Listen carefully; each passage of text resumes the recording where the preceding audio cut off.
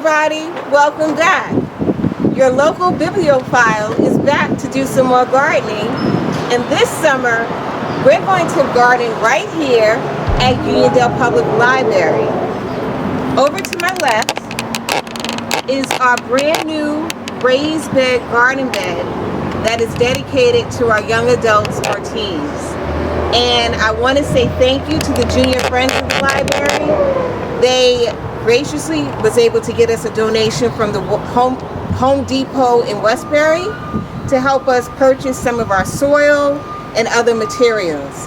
I also want to thank my good friend Junie, who's an avid gardener, who donated 2 bags of compost topsoil to our project. So the purpose of this summer is that we're going to have a weekly video to share different gardening techniques, because the goal is we want our teenagers to start gardening and to garden organically.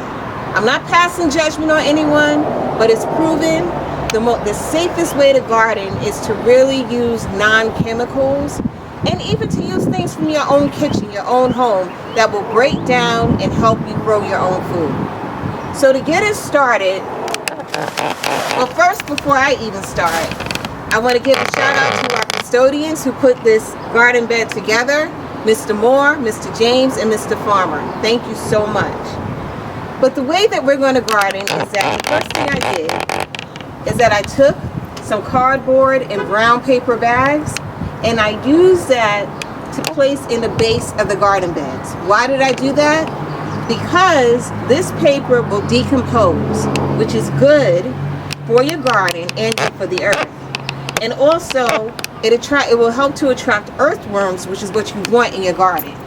So, and then also, another benefit is that it will help to prevent weeds from taking over your garden and stopping the grass from growing up through your plants. I will suggest, though, that if you do use paper to line the bottom of your raised beds, because I want you all to do this at home. I want you to work with me. Try to use paper that's not full of ink, because again, ink is a man-made chemical. I know some types of inks are, whatever, but most of the common inks are, and you really don't want that seeping back into your soil system. And this reminds me, we're having a garden club for teens this summer, which this is part of. I hope that by the time you see this, that most of you have gotten your garden kits from the library. And I encourage you to send me pictures, or send the Teen Space pictures of your at-home gardens, or the gardens you're making on your countertops or your windowsills, any space you can find. And we want to see what you're doing at home. So this is the first step. One last tip: sometimes gardening can be expensive.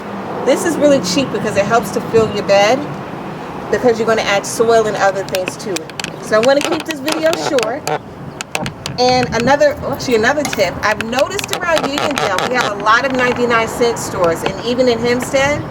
The 99-cent store I noticed on Jerusalem Avenue going into Hempstead, which is by the big old laundromat over there, they sell potting mix. They sell potting soil.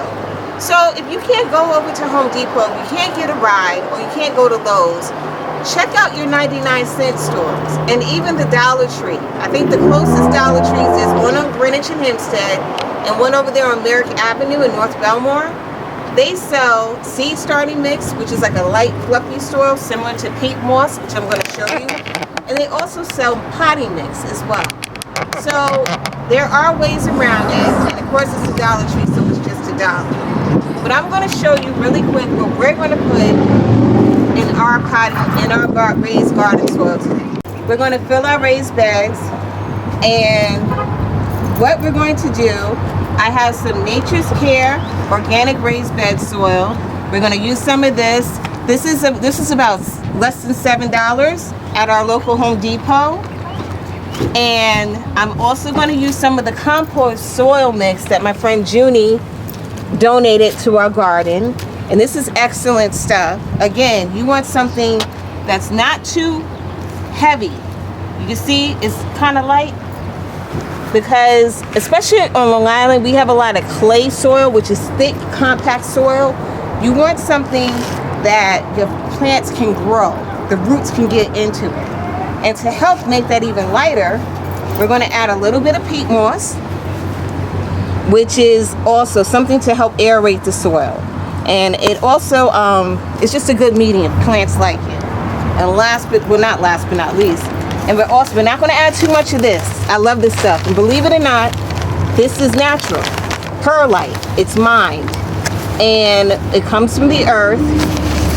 And what it does is that it helps your soil to drain, and it also helps to aerate the soil. What that means for your roots is that they're not sitting or soaking up water. Some plants, like tomato plants, they don't like wet feet. They don't like their roots soaking wet. They need well-draining soil to grow big and healthy. So this is something we're going to add to our mix.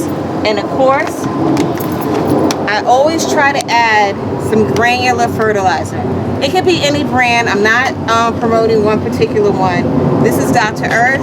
I've used it in the past. And it's organic fertilizer that, again, comes from the earth, and it will help your plants grow nice and healthy. So hang out. We're going to fill these beds. We're going to mix it as I go along. And I hope that you're at home mixing too. And don't forget, you're a teenager. I know money can be tight. I hope you're interested in gardening. If you are, let your parents know. Because I'm a parent of a teen. If my 13-year-old told me she wanted to garden, I would be ecstatic.